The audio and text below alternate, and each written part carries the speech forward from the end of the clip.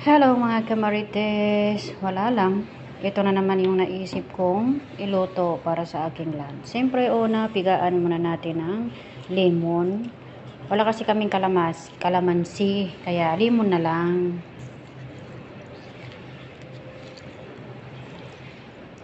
Pampatagal daw to ng tawag nito, malansa. And then, garlic powder. Hindi pala, onion powder pala. Ito pala yung garlic powder. At ito naman ay ginger, luya na powder. Nakadepende sa'yo kung lagyan mo at black pepper. Madaming black pepper kasi gusto ko. And then paprika, optional daw. Sabi nila, optional. And then konting asin. Ayan. Imamarinate ko lang to ng mga 3 to 5 hours. Pero mas maganda daw kung overnight na i-marinate to, diba?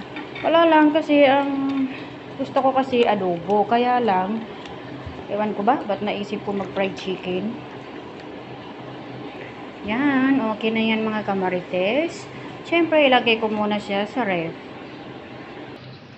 Ayan na mga kamarites. Siyempre, ilagay muna natin sa ref para malamig daw. Yun ang sabi. At dahil nakailang oras na to nakamarinate, itong ipo-fried chicken natin sa ref. Siyempre siguro naka-6 na oras ata to. At pwede na, iprito ko na siya. I-fried chicken ko na siya kasi tapos na ako magluto ng lunch ng aking mga alaga pag dating galing school. At darating din ang aking magandang bisita. Sana magustuhan niya itong ipo-fried chicken. Binuhusan ko pala siya ng milk at saka isang itlog. Tansya lang naman. At syempre, hinalo-halo ko lang hanggang sa manuot lahat yung aking nilagay na gatas at saka isang itlog. Paghahalo-haluin ko lang yan. Tamang halo lang naman hanggang sa okay na. Naghalo-halo na sila at nag-mix-mix. So, di ba parehas lang yon. At itatabi ko lang dyan sa tabi. At syempre, mayroon na rin tayong nakaredy na mainit-init na mantika. At mayroon ding harina. Dyan, pinaghalo ko lang yung harina at cornstarch. Nilagyan ko lang ng kaunting paprika, black pepper, at saka asin. At depende sa'yo kung ano pa ang gusto mong ilagay dyan. At syempre, magsisimula na tayo magpreto. Ilagay ko lang dyan sa aking mainit na mantika. Sabay-sabayin ko na yan iprito kasi konti lang naman yan. 4 na slice ata yan. 5 siguro yung sa liig niya. Kasi kalahating manok lang naman yan. Hindi ako nagprito ng buong manok.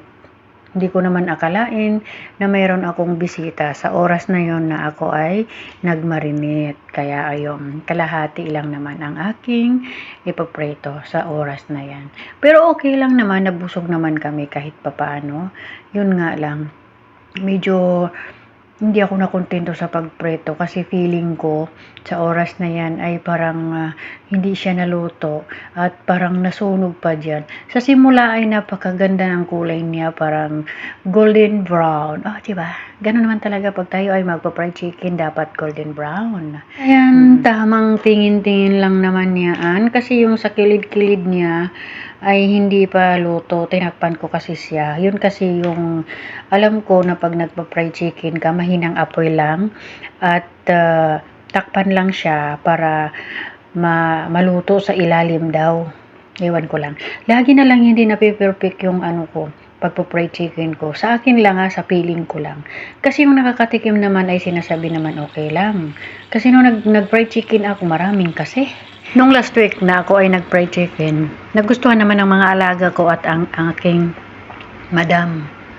Kaya, ayun, ewan ko lang, baka inuuto-uto lang ako nang nakakatikim ng aking niluluto, no? At ayun na nga, natumba pa kanina yung cellphone ko. Ang hirap talaga, no? Ang hirap talaga mag-vlog, walang nagbibideo sa iyo. Kunting tiis lang. Makakabili rin ako ng pang stick na doon ko na pinapatay o yung aking cellphone ay sana all. At ayun na nga, hanguin ko na siya sa kahirapan. Kasi baka masunog pa. Okay lang yan. Bahala na. Bahala na si Batman. Kung luto ba sa ilalim or hindi. Di ka napansin ko. Lahat na lang minsan kasi pag may mali, pag may nagkakamali, sinasabi bahala na si Batman. Bakit si Batman ba ang may kasalanan? Or si Batman ba ang ayos noon? Agoy.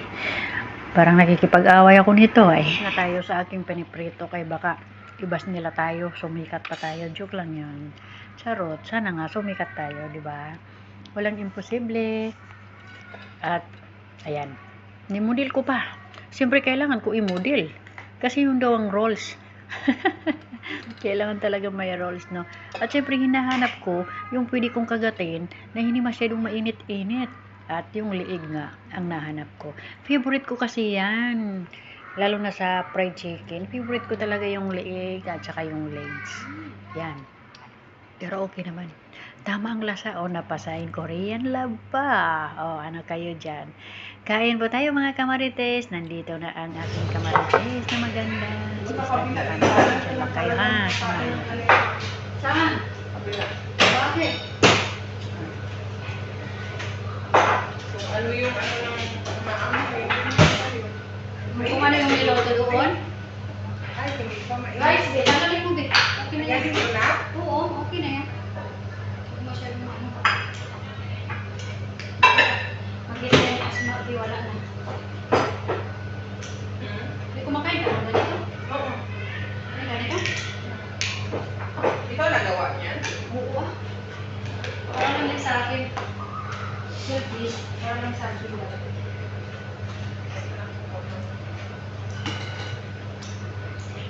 Kasi mga kapatid ng nanay. Hindi ko niya malimit sa kanya.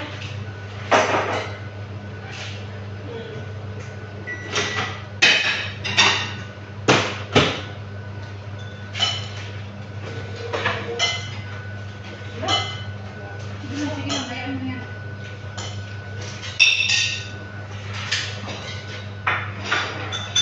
Ayaw mo mag-rice? Sure ka? Nag-rice ako kahapon. Sabi ko nga, once a week lang ako mag-rice. Doon sa pamilya. Ano yung coffee?